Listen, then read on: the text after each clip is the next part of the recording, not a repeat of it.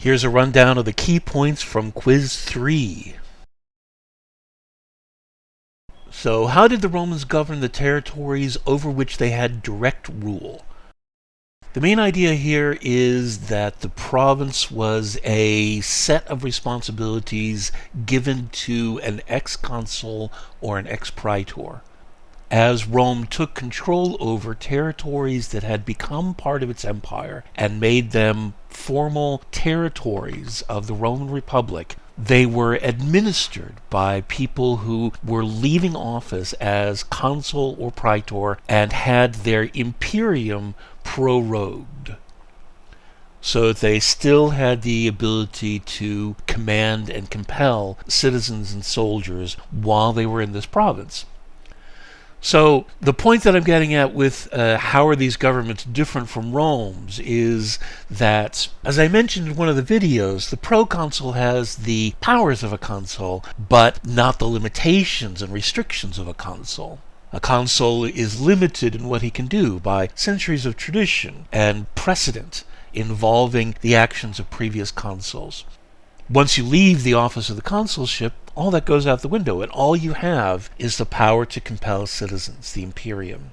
This is only the first of a number of ways in which the provinces are administered in a very different way from the Roman Republic. The governor of a province, whether a proconsul or propraetor, does not have a colleague, and so is not subject to anyone who with the ability, using the collegial veto, to hold him in check when he becomes ambitious or consumed by a lust for power. Because he's away from Rome, the provincial governor is also outside the purview of the tribunes of the plebs and the tribunicial veto. And because soon enough there were more provinces than there were ex-consuls and ex-praetors each year, during the period in which we're talking about provinces, from the Second Punic War onward, Rome had 2 consuls and 6 praetors every year. So once they had more than 8 provinces, they tended to leave people in their provinces until they could be relieved by someone else. So this allows them to stay in place, develop a power base, build a relationship of mutual advantage with the provincial nobles, to gain the affection and loyalty of the provincial legions, and so forth. So, in all of these ways, everything that curbs the excesses of the administrators of the Roman Republic, everything that's designed to ensure the collective rule of the propertied families in the Roman Republic, is completely jettisoned by this ad hoc process by which the provinces were governed. And sure enough, this allows the governors of the provinces to gain power that is independent of Rome, with the result that the governors of the provinces become a permanent threat to whoever is holding power in the city of Rome, both during the last century of the Republic and throughout the entirety of the Principate. Why do the Romans do it this way? It goes back to the mentality that I mentioned at the beginning, that Rome, as a concept, is the physical city-state of Rome. Everything outside that is subordinate to Rome and other. As far as the mentality of the Romans, what matters is the city of Rome, and what the government pertains to is the city of Rome. You'll notice that in the question I mentioned territories over which they had direct rule. There was an alternative to the province. If a territory was absorbed under Roman control, instead of being turned into a direct territory of the Roman people, and administered by an agent of the Roman people, aka a proconsul or propraetor, it could be left as nominally independent and placed under the control of a client king who is loyal to Rome and who acts in Rome's interests and gathers taxes and tributes on Rome's behalf. These are called client kingdoms, and in some ways they are a lot less hassle for the Romans because they don't have to deal with sending out an administrator and engaging in the mundanities of control over a territory. The potential downside of a client kingdom is that there's the possibility for a usurper to arise and capitalize on anti-Roman sentiment and take charge of the client kingdom on a nationalist platform with a promise to throw out and destroy the Romans and Roman influence. And this, in fact, happens on a couple of key occasions during the last century of the Republic, as well as after. And so we'll talk about that as we get to it. What were some of the ways the Romans self-consciously cultivated Greek culture in the Middle Republic? Again, as I mentioned in the video, the aristocracy of Rome developed a liking for Greek things as a sign of status during the eastward expansion, repurposing those Greek things toward the Roman identity. And so this involves architecture and construction, as well as marble statues in the place of bronze terracotta. Cultivation of the Greek language is, in fact, one of the most important aspects of this, and because the Greek language is taught using the works of Homer, the Romans become familiar with the contents of Homer as a matter of course, as a sign of an educated person. And this broadens the cultural references for the Romans and changes their perspective on the world that they are a part of. This also includes history, rhetoric, philosophy, tragedy, comedy, poetry, prose literature, as well as other things like legal theory, religious practice, education. As with the examples that we talked about, the plays of Plautus and the Aeneid by Virgil, these works are using Greek tools often, are created in Latin, and most importantly are geared toward Roman ideas and a Roman audience.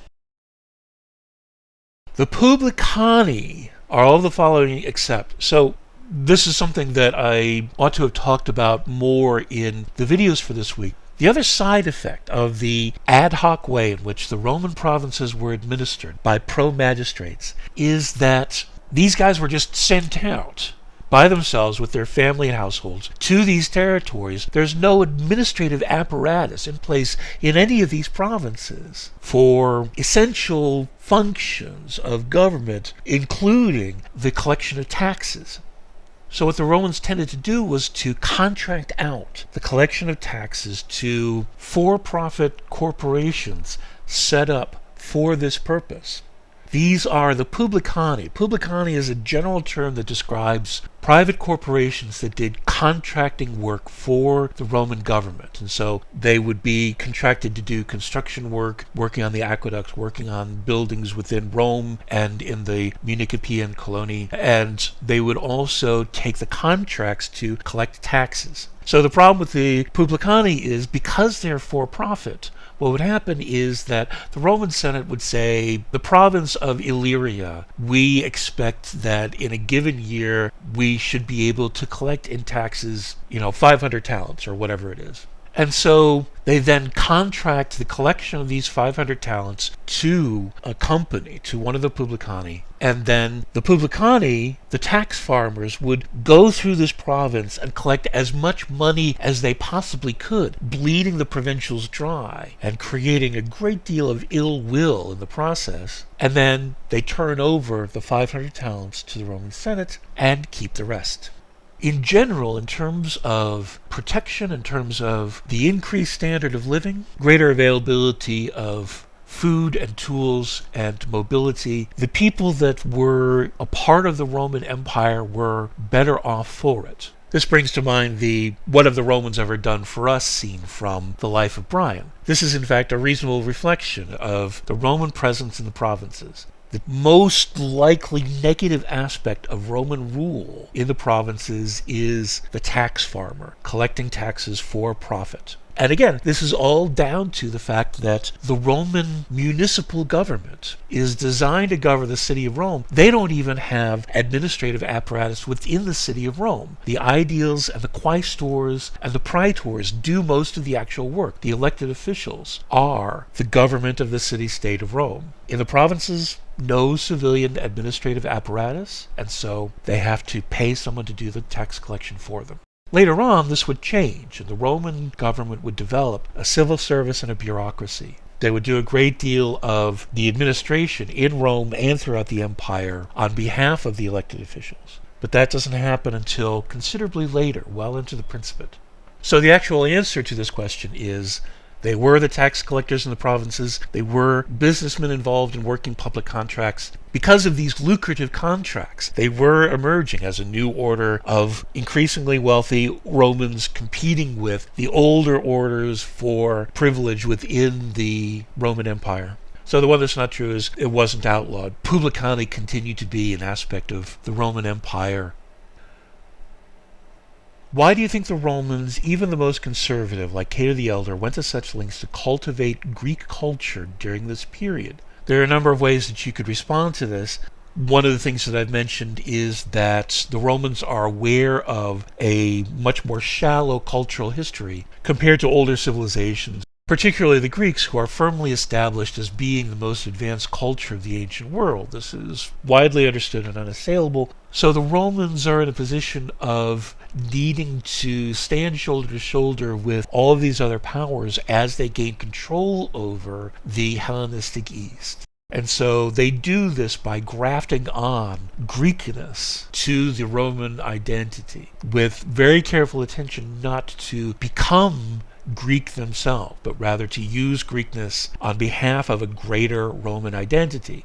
And so even somebody like Cato the Elder would have seen the ideal society as one that combines the strength of the Romans and their moral fiber with the Greeks' cultural greatness. But fundamentally, the most practical reason is only a Hellenized Rome, one that wasn't seen as a Western barbarian, but one that is more cosmopolitan, more in tune with the Hellenistic East, could be an economic and cultural power over the Hellenistic lands. And that's the end of the quiz. Email me if you have any questions.